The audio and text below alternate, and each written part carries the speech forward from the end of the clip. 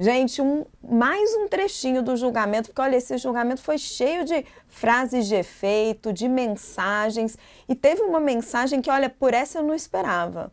Alexandre de Moraes usou e citou Donald Trump. Vamos ouvir. Aliás, ministro, ontem foi reconhecido nos Estados Unidos o mérito do sistema brasileiro, segundo o noticiário. Exatamente, ministra Carmen. Vossa Excelência se refere bem, o presidente norte-americano, Donald Trump, ele alterou a legislação por ato executivo, que seria muito equivalente à nossa ordem executiva, que é o equivalente ao nosso decreto autônomo, para melhorar as eleições. E esse link está no site da Casa Branca, que diz: seção 1, objetivo e política. Apesar do pioneirismo do autogoverno, os Estados Unidos agora deixam de aplicar proteções eleitorais básicas e necessárias empregadas por nações modernas e desenvolvidas, bem como aquelas que ainda estão em desenvolvimento.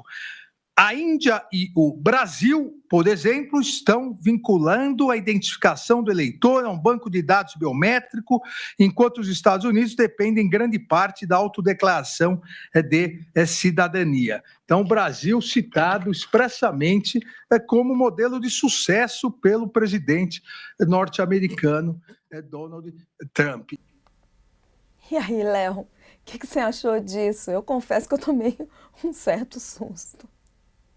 Não, a situação, na verdade, mostra que as coisas não são tão simples e o mundo não é o Brasil, o mundo não é para iniciantes, né? Até porque é o seguinte, de certa forma, acabou até escrevendo na coluna que acabou sendo uma ajudinha involuntária, né? Porque aí o Alexandre de Moraes, alertado pela Carmen Lúcia, pôde usar essa citação do Brasil de forma positiva com relação à urna eletrônica, né?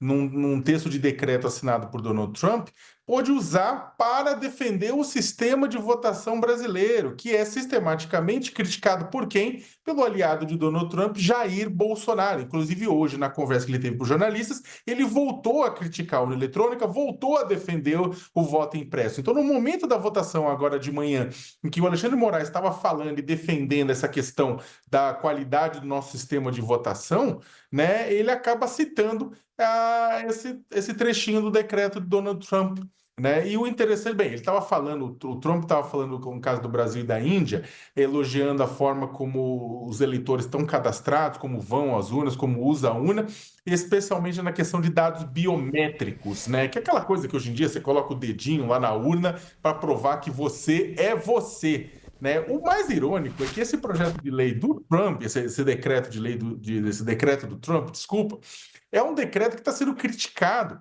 porque ele vai no sentido da paranoia do próprio presidente norte-americano com relação à fraude nas eleições.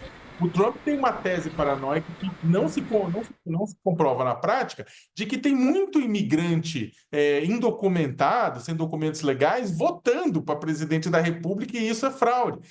E não tem, esses dados mostram que, na verdade, não, é ínfimo isso, né? Mesmo assim, por conta dessa paranoia dele, ele alterou as regras e tem gente também chiando, né? Agora, não deixa de ser também irônico, né? No momento, inclusive, que o aliado, né, que o filho de Jair Bolsonaro, Eduardo Bolsonaro, que é aliado também de Trump, tá lá, foi se refugiar nos Estados Unidos, inclusive para pressionar o governo norte-americano para